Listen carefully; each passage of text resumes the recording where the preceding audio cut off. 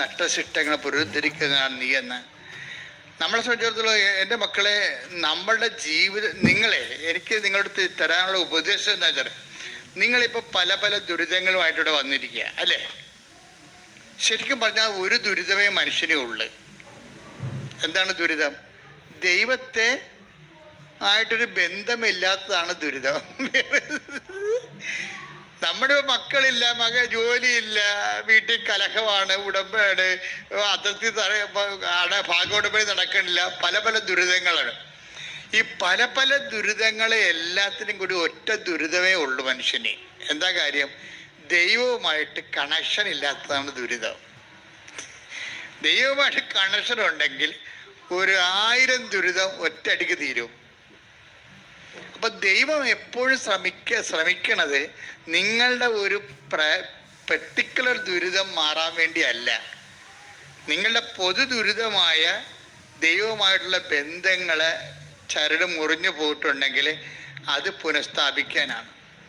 അങ്ങനെ ദൈവത്തിനുമായിട്ട് ഒരു നല്ല കമ്മ്യൂണിക്കേഷൻ വന്നാൽ, എൻ്റെ മക്കളെ, ഭയങ്കര രസമാണ് ഈ ജീവിതം. ദൈവമായിട്ടൊരു കമ്മ്യൂണിക്കേഷൻ വന്നാൽ എൻ്റെ മക്കൾ എപ്പോഴും ശ്രദ്ധിക്കേണ്ടത്, എന്ത് വില കൊടുത്തും ദൈവമായിട്ടൊരു ബന്ധം ഉണ്ടാക്കിയെടുക്കണം. നിങ്ങളുടെ വാഴ വെച്ചു, അത് കുലക്കണ കർത്താവെന്നും പറഞ്ഞിട്ടുണ്ട്, 6 മാസം പ്രാർത്ഥിച്ചു, അധികം പ്രാർത്ഥിച്ചു, അത് ഞാൻ തെറ്റ് പറയണില്ല. പക്ഷെ നിങ്ങൾ പ്രേയറിൽ ഇൻറ്റൻഷൻ വെക്കേണ്ടത്, ദൈവം ഉദ്ദേശിക്കണത് ദൈവത്തിന് നമ്മളൊന്ന് കമ്മ്യൂണിക്കബിൾ ആകാൻ വേണ്ടിയാണ് ഉദ്ദേശിക്കുന്നത്. എന്ന് വെച്ച് കഴിഞ്ഞാൽ ദൈവത്തിന് ഒന്ന് സംഭാഷിക്കാൻ പറ്റിയ ഒരാളായിട്ട് നീ മാറണം, അതാണ് ദൈവത്തിൻ്റെ ഉദ്ദേശം.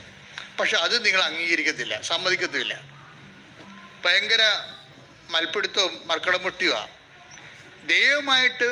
ഇപ്പം ഇത് തന്നെ എന്താ സംബന്ധിച്ച, പലരും ഉടമ്പടി എടുക്കുമ്പോൾ അവർക്ക് സംഭവിക്കുന്ന ഒരു തെറ്റെന്ന് പറയണത്, അവർ വല്ലപാടും 90 ദിവസം ഒന്ന് തികച്ചിട്ട് ആ കാര്യം നടന്നാലും നടന്നില്ലേലും ഇത് സ്റ്റോപ്പ് ചെയ്യണമെന്ന് ഉദ്ദേശിക്കുന്നവരാണ് 40% ആൾക്കാർ ഉടമ്പടി എടുക്കും. അവരുടെ മനസ്സിരിപ്പെന്ന് പറയണത് വല്ലപാടും 90 ദിവസം തേക്കണം.